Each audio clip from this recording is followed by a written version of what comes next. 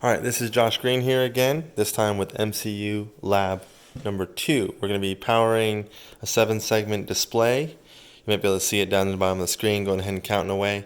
7-segment display uses a series of diodes, and the programming has to control the bits so that it counts up appropriately.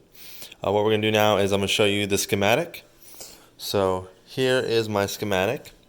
Now, what I have going on here is the AVR is plugged into my Mega 328P.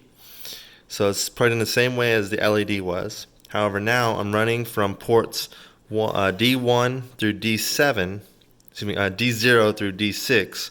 I'm plugging them into a resistor. Now this little resistor actually runs 220 ohms through each connection here.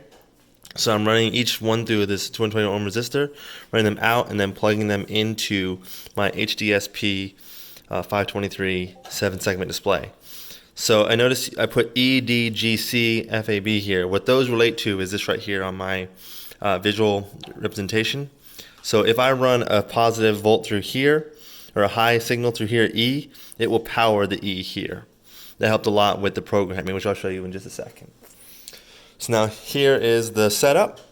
Here's my MCU right here. So same power up as the LED, giving it power here, have the resistors connected to the resistor board here, and then they're plugged into my LED. So the code is quite simple. Once you figure out how you're going to give each of your segments their proper values, you just go ahead and you create variables. Use unsigned int. You always want to use unsigned if you can to create those variables. So I just made segment 8 variables, and then I went ahead and made a digital array. This is my counting up array here. Then I just did a while loop and did 4 to count through digital array I, have it delay 1 second between each one, and then display the requested student ID values here with a longer delay. So here is it counting up. We have 1 second in between each.